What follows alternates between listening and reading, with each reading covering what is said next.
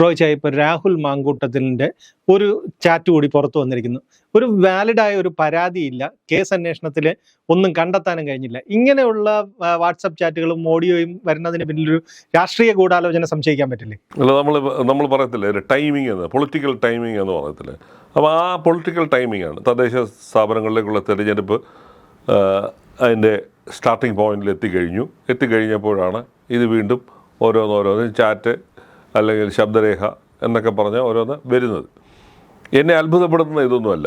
ഒരു 3 മാസത്തെ ഇടവേളയ്ക്ക് ശേഷം വീണ്ടും ഇത് എയറിലേക്ക് വരികയാണ്. അപ്പോൾ ഇതിൻ്റെ ഉദ്ദേശം എന്താണ്?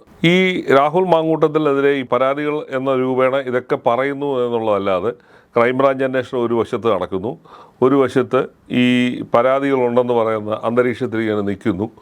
പക്ഷേ ഇതൊന്നും ഒരു പരാതിയിലേക്ക് പോവുകയോ ഒരു നിയമ നടപടികളിലേക്ക് കടക്കുകയോ ചെയ്യുന്ന ഘട്ടത്തിലേക്ക് പോകുന്നില്ല. ബാക്കി മുഴുവൻ ഇതേ അന്തരീക്ഷത്തിൽ നിൽക്കുന്ന കഥകൾ മാത്രമാണ്. അതിനകത്ത് 2 പ്രശ്നമെന്ന് പറയുന്നത്, ഒന്ന്, നമ്മൾ പ്രതിയെന്ന് ആരോപിക്കപ്പെടുന്ന രാഹുൽ മാങ്കൂട്ടത്തിലിന് പൊതുസമൂഹത്തിൽ വേറൊരു പ്രതിച്ഛായ സൃഷ്ടിക്കാൻ കഴിയും. അയാളെ പോലെ ചെറുപ്പക്കാരനായ ഒരു രാഷ്ട്രീയ നേതാവിനെ എതിരെ ഇല്ലാ കഥകൾ പറഞ്ഞു വരുത്തി അയാളെ ക്രൂശിക്കാൻ ശ്രമിക്കുന്നു എന്നുള്ളത് ഒരു വാദം.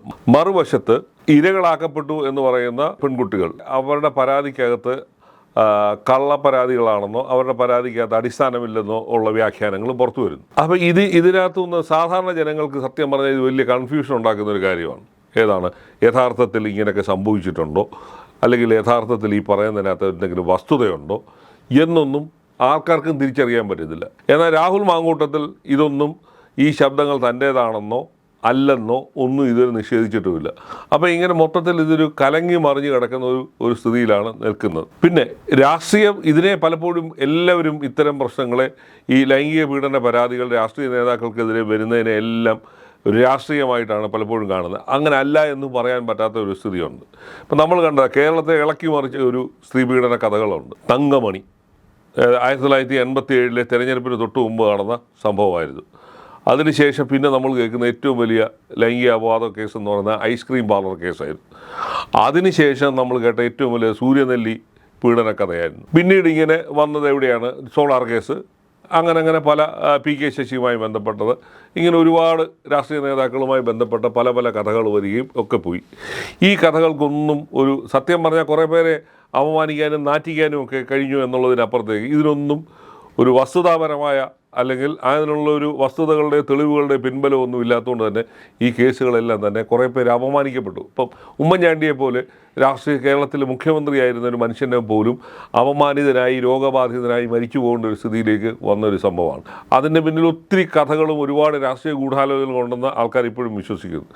സൂര്യനെല്ലി കേസിനകത്ത് PJ കുര്യൻ എന്ന രാഷ്ട്രീയ അന്നത്തെ ഒരു ചെറുപ്പക്കാരനായ 45-50 വയസ്സുണ്ടായിരുന്ന ഒരു ചെറുപ്പക്കാരനായ രാഷ്ട്രീയ നേതാവിനെതിരായിട്ടായിരുന്നു ആ കാലഘട്ടത്തിൽ ഈ ആരോപണങ്ങൾ വന്ന്. എന്നാൽ കുര്യനെതിരായിട്ട് ഒരു തെളിവ് പോലും ഹാജരാക്കാനോ കുര്യനെ കേസിൽ പെടുത്തി ശിക്ഷിക്കാനോ കഴിയാതെ, കാരണം അന്നത്തെ ഇടതുപക്ഷ സർക്കാരിൻ്റെ കാലത്ത് 3 ഉയർന്ന പോലീസ് ഉദ്യോഗസ്ഥന്മാർ അന്വേഷണം നടത്തിയിട്ട് കുര്യൻ ഈ കേസുമായി എന്തെങ്കിലും ബന്ധമുണ്ടെന്ന് സ്ഥാപിക്കാൻ കഴിഞ്ഞില്ല. അപ്പോൾ ഇതൊക്കെയാണ് നമ്മൾ കാണുന്ന രാഷ്ട്രീയത്തിൽ നടക്കുന്ന ഈ രാഷ്ട്രീയ അപവാദങ്ങൾ, ലൈംഗിക അപവാദങ്ങളുടെ ഒരു പരിണാമം എന്ന് പറയുന്നത്. അപ്പോൾ ഈ രാഹുലിനെതിരെ ചെറുപ്പക്കാരനായ 33-34 വയസ്സ് മാത്രമുള്ള ഈ യുവ നേതാവിനെതിരെ ഈ ആരോപണം കഴിഞ്ഞ ഒരു 4-5 മാസം മുമ്പ് വന്നതാണ്. അത് അന്ന് മുതലേ ഇങ്ങനെ അന്തരീക്ഷത്തിൽ കുറേ ഓഡിയോയും കുറേ ചാറ്റും മാത്രമെന്നുള്ളതല്ലാതെ സർക്കാർ ഒരു ക്രൈംബ്രാഞ്ച് ടീമിനെ 2 വനിതാ ഉദ്യോഗസ്ഥരുടെ നേതൃത്വത്തിൽ രംഗത്തുണ്ട്. പക്ഷേ അവരുടെ മുമ്പാകെ സോളിഡായിട്ടുള്ള ഒരു പരാതി പോലും ഇതുവരെ ലഭിച്ചിട്ടില്ല. അപ്പോൾ ആ പരാതി ലഭിക്കാത്ത സാഹചര്യത്തിൽ പോലീസിന് കേസ് അന്വേഷണവുമായിട്ട് മുന്നോട്ട് പോകാനും കഴിയുന്നില്ല. ബാക്കി ഇതൊക്കെ കഥകൾ മാത്രമേ ഉള്ളൂ. ഈ പരാതി എന്നും ഉണ്ടെന്ന് പറയുന്നവരോ ആരും തന്നെ മുന്നോട്ട് പോകും. ഒരുപാട് സ്ത്രീകളെ ഈ ചെറുപ്പക്കാരൻ പീഡിപ്പിച്ചുവെന്നും ലൈംഗികമായി ദുരുപയോഗം ചെയ്തു എന്നൊക്കെ പറയുന്നുണ്ട്. വാസ്തവം ഉണ്ടാവാം, ഇല്ല എന്നുള്ളത്. പക്ഷേ നിയമത്തിൻ്റെ മുമ്പിൽ അത് വസ്തുതാപരമായി തെളിയിക്കുന്നതിനോ അയാൾക്കെതിരെ കുറ്റം ചാർത്തുന്നതിനോ കഴിയുന്ന ഒരു സ്ഥിതിയില്ല.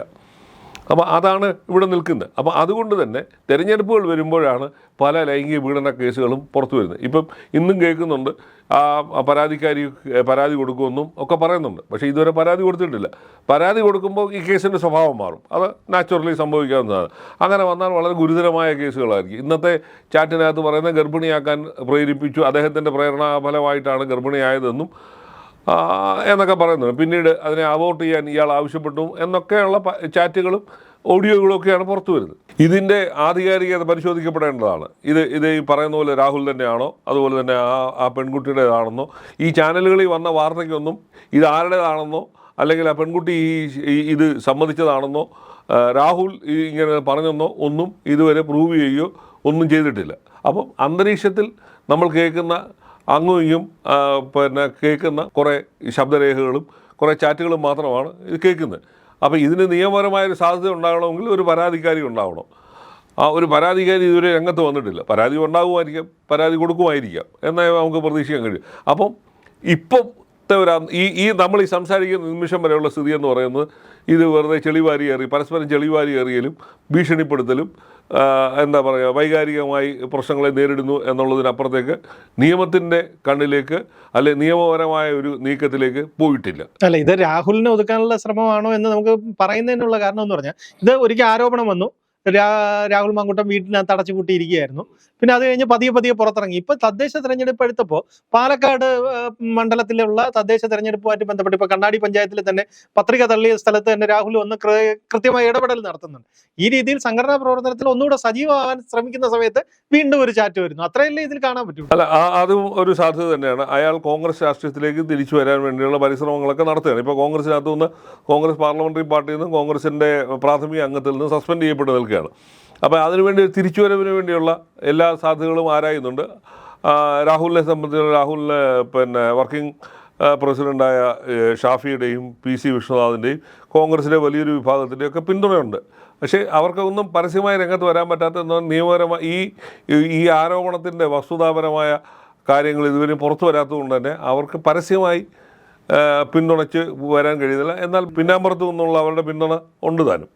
അപ്പോൾ അതൊക്കെയാണ് നിൽക്കുന്നത്. അപ്പോൾ രാഹുൽ പാലക്കാട് രാഷ്ട്രീയത്തിനകത്തേക്കും കേരളത്തിലെ രാഷ്ട്രീയത്തിനകത്തേക്കും യൂത്ത് കോൺഗ്രസിലേക്കൊക്കെ സജീവമാകാനുള്ള വലിയ ശ്രമങ്ങൾ നടത്തുന്നുണ്ട്. ആ ശ്രമങ്ങൾക്കിടയിലാണ് വീണ്ടും പഴയ പോലെ തന്നെ ഈ ശബ്ദരേഖയും ചാറ്റും ഒക്കെ ആയിട്ട് പുറത്തു വരുന്നത്. ഞാൻ അതിനകത്ത് സംശയിക്കുന്നതൊന്നും, ഒന്നുകിൽ ഈ തരാതരം പോലെ ഒരു തെരഞ്ഞെടുപ്പ് വരുമ്പോൾ രാഷ്ട്രീയമായി ഉപയോഗിക്കാൻ എതിരാളികൾ പ്രയോഗിക്കുന്നതാണോ എന്നൊരു സംശയം.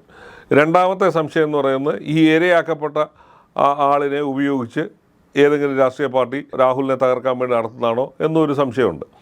എന്തായാലും ഈ സാധ്യതകളൊന്നും തള്ളിക്കളയാൻ പറ്റാത്തൊരു സ്ഥിതിയാണ്. കാരണം ഇതിനകത്ത് ജെനുവിനായിട്ട് പരാതി കൊടുക്കാൻ ഇതുവരെ ആരും രംഗത്ത് വന്നിട്ടില്ല. ഈ ആരോപണങ്ങളൊന്നും തന്നെ രാഹുൽ ഒട്ട് നിഷേധിക്കുന്നുമില്ല ഇപ്പം വരെ. അപ്പോൾ അതിന് രാഹുൽ പറയുന്ന ന്യായം എന്ന് പറഞ്ഞാൽ ക്രൈംബ്രാഞ്ച് അന്വേഷണം നടക്കുന്നു, അതിൻ്റെ ഒരു പരിസമാപ്തി ഉണ്ടാവട്ടെ, അപ്പോൾ ഞാൻ പ്രതികരിക്കും എന്നാണ് അയാൾ പറയുന്നത്. അയാളെ സംബന്ധിച്ച് നോക്കുമ്പോൾ അത് ന്യായമായ രീതിയിൽ അത് ന്യായമായ കാര്യമാണ്. ഒരു അന്വേഷണം നടക്കുമ്പോൾ അതിനിടയിൽ ചാടി കയറി പറഞ്ഞ് കുഴപ്പത്തിൽ ചാടണ്ട എന്നുള്ളത് കൊണ്ടായിരിക്കാം മിണ്ടാതിരിക്കുന്നത്. ഇപ്പുറത്താണെങ്കിലോ ഇങ്ങനെ തുണ്ടായിട്ട് ഈ പരാതികളുടെ ചാറ്റിൻ്റെയും ശബ്ദരേഖകൾക്ക് പുറത്തു വിടുന്നു എന്നുള്ളതല്ലാതെ സംശയത്തിൻ്റെ നിലനിൽ നിർത്താൻ കഴിയുന്ന കാര്യങ്ങളാണ് പുറത്തു വന്നുകൊണ്ടിരിക്കുന്നത്. അതിനകത്ത് തർക്കമില്ല. പക്ഷേ ഇത് രാഹുലിൻ്റെ ചാറ്റാണോ, രാഹുലിൻ്റെ ശബ്ദമാണോ എന്നൊക്കെ പ്രൂവ് ചെയ്യേണ്ടിയിരിക്കുന്നു. അതിന് സമയമെടുക്കും. മറുവശത്ത് പരാതിയില്ല, ഇപ്പോഴും പരാതിയില്ലാതാണ് ഈ കഥകൾ മുഴുവൻ പരക്കുന്നത്. അപ്പോൾ അതുകൊണ്ട് തന്നെ ഇതിലേറ്റവും വലിയ അങ്ങനെ വരുന്നതുകൊണ്ടൊരു ഒരു പ്രശ്നമെന്ന് പറയുന്നത്, ജെനുവിനായിട്ടുള്ള വസ്തുതാപരമായി അല്ലെങ്കിൽ യഥാർത്ഥത്തിൽ പീഡിപ്പിക്കപ്പെട്ട സ്ത്രീകൾ പരാതി കൊടുക്കാൻ മുൻപോട്ട് വരുമ്പോൾ അവരെ പിന്നോട്ടടിക്കുന്ന ഇതേപോലുള്ള അപവാദ കഥകളും അതുപോലെ തന്നെ അപവാദം പറഞ്ഞു വരുത്താനുള്ള ഈ സൈബർ ഇടങ്ങളിലെ വലിയൊരു സംഘം ക്രിമിനലുകളായ സൈബർ പോരാളികൾ എന്ന് പറയുന്ന എല്ലാ രാഷ്ട്രീയ പാർട്ടികളും, അതിനകത്തൊന്നും ആരും വ്യത്യസ്തരൊന്നുമല്ല. അങ്ങനെ ഒരു സംഘം സംഘടിതമായി ഇവർ വെട്ടുക്കിളി ആക്രമണം നടത്തി ഇരകളെ നിശബ്ദരാക്കാൻ ശ്രമിക്കും. ഒന്നുകിൽ ഈ ഇരയാക്കപ്പെട്ട സ്ത്രീകൾ വളരെ ധൈര്യപൂർവ്വം മുന്നോട്ട് വന്ന് ഇത്തരം പരാതിപ്പെടേണ്ടതായിരുന്നു. അതിന് ധൈര്യം കാണിക്കുന്നില്ല. ബാക്കി മുഴുവൻ ഈ പിന്നാമ്പുറത്തൂടെയുള്ള ഈ പ്രയോഗങ്ങൾ മാത്രമാണ് നടക്കുന്നത്. അതുകൊണ്ട് തന്നെയാണ് ഇത്തരം സ്ത്രീകൾക്ക് പലപ്പോഴും നീതി കിട്ടാതെ പോകുന്നത്. കാരണം ഇത് പൊതുസമൂഹത്തിൽ വലിച്ച് അലക്കി ചർച്ച ചെയ്യപ്പെട്ട് അവരുടെ മനോധൈര്യത്തെ തന്നെ തകർക്കുന്ന തരത്തിലേക്ക് പോവുകയാണ്. നമ്മളിപ്പോൾ ഇതിനു മുമ്പ് നടന്ന ആ വേടൻ്റെ കേസിലൊക്കെ കണ്ടതാണ് ഇല്ലേ? എന്തായിരുന്നു, പരാതിക്കാരിയായ പെൺകുട്ടികൾക്കെതിരെ വലിയ തോതിലുള്ള സൈബർ ആക്രമണങ്ങൾ നടന്നു. അവരേതാണ്ട് നിശബ്ദരാകുകയും പലരും പരാതിയിൽ നിന്ന് പിന്മാറാനൊക്കെയുള്ള സാഹചര്യങ്ങൾ ഉണ്ടാവുകയൊക്കെ ചെയ്തു. അപ്പോൾ ഇതാണ് രാഷ്ട്രീയ പാർട്ടികൾക്ക് നേതാക്കൾക്കെതിരായിട്ട് സെലിബ്രിറ്റികൾക്കെതിരായിട്ടും ഒക്കെ ആരോപണങ്ങൾ വരുമ്പോൾ അവരെ സംഘടിതമായി ആക്രമിച്ച് നിശബ്ദരാക്കാനുള്ള വലിയ ശ്രമം നടക്കുന്നുണ്ട്. പിന്നെ ഇത്തരത്തിലുള്ള ചില രാഷ്ട്രീയ പാർട്ടി നേതാക്കളെ സംഘടിതമായി ആക്രമിക്കുന്നു എന്നുള്ള പരാതിയുണ്ട് ഇല്ലേ? അപ്പോൾ ഒരു തെളിവുമില്ലാതെ കുറേ പേർക്കെതിരെ ആരോപണങ്ങൾ ഇങ്ങനെ പറഞ്ഞുകൊണ്ടിരിക്കുന്നു. അതിനകത്ത് പലരും വിക്ടിമായി പോകുന്നു. അപ്പം പലരുടെയും രാഷ്ട്രീയ ജീവൻ തന്നെ തകർന്നു പോകുന്ന തരത്തിലേക്ക് പോയിട്ടുണ്ട് ഇല്ലേ? അപ്പോൾ എനിക്ക് നേരിട്ടറിയാവുന്നതാണ്. പി ജെ കുര്യൻ തന്നെ പലപ്പോഴും പറഞ്ഞിട്ടുണ്ട് അദ്ദേഹത്തിൻ്റെ രാഷ്ട്രീയ ജീവിതം എന്നേ തകർന്നു പോകേണ്ടതായിരുന്നു, കുടുംബം തകർന്നു പോകേണ്ടതായിരുന്നു. അപ്പോൾ ആ തരത്തിൽ വലിയ തോതിൽ വേട്ടയാടപ്പെടും. ഉമ്മൻചാണ്ടി, നമ്മുടെ രാഷ്ട്രീയത്തിൽ നമ്മൾ കാണുന്ന ഈ നേതാക്കന്മാരെ എല്ലാം വലിയ തോതിൽ ആക്രമണങ്ങൾക്കും അധിക്ഷേപങ്ങൾക്കും ഇരയാക്കപ്പെട്ടവരാണ്.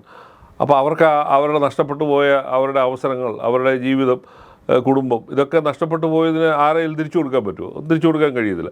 അപ്പോൾ ഒന്നുകിൽ ഇത്തരം കാര്യങ്ങൾക്ക് ഒരു വ്യക്തത വേണം, അതിനൊരു വസ്തുതാപരമായ പിന്തുണ ഉണ്ടാവണം, അതിന് തെളിവുകളുടെ ഒരു സാങ്കത്യം ഉണ്ടാവണം. ഇതൊന്നും ഇല്ലാതാണ് പലപ്പോഴും പറയുന്നത്.